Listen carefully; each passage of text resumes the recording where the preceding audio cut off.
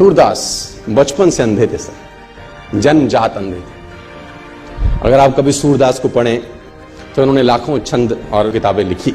आपको जान के हैरानी हो जाएगी कि जन्मजात अंधे थे, दिखता नहीं था बचपन, तो घर वालों ने निकाल दिया था। घर वालों ने निकाल दिया, एक पीपल के पेड़ के नीचे रहने लगे और भगवान कृष्ण में भक्ति थी तो गाना वाना गाते थे, उनके भजन वजन गाते थे। तो मथुरा आगरा हाईवे के ऊपर मंदिर है बहुत सारे, अगर आप कभी गए हो तो, है ना। Have you ever been to those temples? Mathura Agra highway है ना, वहाँ कृष्ण जी के बहुत सारे मंदिर हैं। वहाँ पर गुलाब के फूलों की माला मिलती है, जहाँ आपने देखे होंगे, है ना। Have you ever been? आप में से कोई गया है ना, गए हैं ना आप लोग? तो वो पीपल के पेड़ के नीचे बैठे रहते थे और वहाँ भजन गाते थे। तो किसी गुरु ने उनको बोला कि तू मंदिर जा, वहां गा। तो उसने बोला ठीक है, तो चला जाता था मंदिर में, भगवान कृष्ण के भजन गाता था, मस्त गाता था, ना दिखता था ना भगवान को कभी देखा था, लेकिन कल्पना के अंदर। और इतिहासकार ये बोलते हैं कि 1500वीं शताब्दी में इनका जन्म हुआ, 1535 के आसपास, if I am not wrong. आज से 500-600 वर्ष पहले ये इस धरती पे आए, मथुरा में रहे और भगवान के भजन गाते थे। और इतिहासकार ये कहते हैं कि इनको भगवान के दर्शन होते थे। भगवान कृष्ण जब ये भजन गाते थे, इनका भजन सुनने के लिए आते थे। कितना सच है कितना झूठ मुझे नहीं पता, लेकिन आई बिलीव। मैं किसी चीज को नकारता नहीं हूं, जो बात है कहीं ना कहीं हुई होगी शायद। और घटना ऐसी हुई इनके जीवन के अंदर कि जिसमें उथल पथल मचा दी बहुत लोगों के जीवन के अंदर, कि जब ये मंदिर में जाते थे तो मंदिर में इनको नजर नहीं आता था।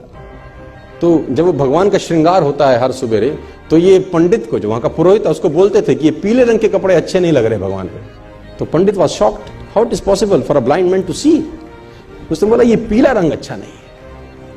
तो उसने बोला कि तुझको कैसे दिखाई दिया? उसने बोला मुझे सब दिखता है, आंखों से नहीं दिखता तो क्या, मन से तो देखता हूं, रोज मिलता है मेरे को। तो he was surprised, it is not impossible. तो अगले दिन फिर श्रृंगार होता था, बोलता हाँ, ये हरे रंग का कपड़ा क्या जचता है भगवान। तो ये लोग पागल हो गए। पंडित को एक दिन मस्करी सूची, उसने कहा कुछ ना कुछ षड्यंत्र है, आज भगवान को कपड़े ही मत पहनाओ, पत्तों से ढक दो बस, खाली है पत्तों से ढक दो। तो जब पत्तों से ढक के श्रृंगार हुआ और पर्दे हटाए, तो सूरदास वहां गा रहे थे और गाते गाते बोले भगवान भी गरीब हो गए, आज पत्तों में आए हैं। तो एवरीबडी वाज शॉक्ड कि how it is possible for a blind man to see. लेकिन असंभव, मैं फिर कहता हूं दोस्तों, आपको मन की शक्ति से ना सर भगवान तक को पाया जा सकता है। कोई भी हैंडीकैपनेस आपके आगे नहीं आती अगर मन से साला आप सॉलिड हैं तो यार। और आप तो समृद्ध हैं यार, पूरे तरीके से ठीक हैं, भगवान ने आपको सब कुछ दिया है। एक आदमी ने कहा मैं बहुत गरीब हूं, तो मैंने कहा एक आंख निकाल दे 50 लाख देता हूं। तो उसने बोला कैसी बातें करते हो? मैंने कहा गरीब है, गरीबी दूर करते हैं, और दोनों दे दे तो 1 करोड़ का सौदा हो जाए। उसने बोला नहीं सर ये कैसे पॉसिबल है? तो मैंने कहा चल दोनों हाथ भी दे, 5 करोड़ और ले ले।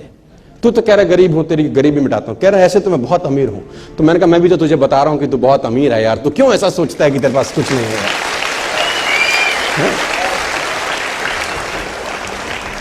और भगवान ने सूरदास को दर्शन किए। आप सूरदास के बारे में पढ़ें, छंद पढ़ें तो आपके रोंगटे खड़े हो जाएंगे। कुएं में नहाते नहाते गिर गए, कहते हैं एक दफा। जब कुएं में नहाते हुए गिरे, अंधे थे, नजर नहीं आता था, तो पानी में गिर गए। तो भगवान को हाथ जोड़े कि निकालो प्रभु। तो कहते हैं कि भगवान छोटे से रूप लेके उनको बाहर निकालने आए। और जब बाहर निकाला तो इनके जीवन की अद्भुत घटना है। तो हाथ पकड़ा हुआ था भगवान, तो उन्होंने जैसे ही वो हाथ का स्पर्श किया, इनको समझ में आ गया कि आज आदमी आ गया है। जो अब तक सिर्फ ख्वाब में दिखता था वो आज आ गया। तो उसने कस के पकड़ लिया, वो समझ में आ गया कि आज हाथ मौका लगा, आज मत छोड़। तो कहते हैं भगवान ने झटके से हाथ छुड़ा दिया। तो सूरदास का एक बहुत बेहतर दोहा है सर, अपने साथ लेके जाना, खतरनाक दोहा है।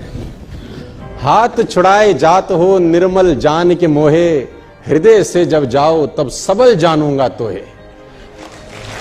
है ना, हाथ छुड़ा के तो जा सकते हो, है ना, आज मैं कमजोर हूं तो हाथ को झटक सकते हो, लेकिन दिल से निकल जाओ तब मानूंगा कि कुछ हो।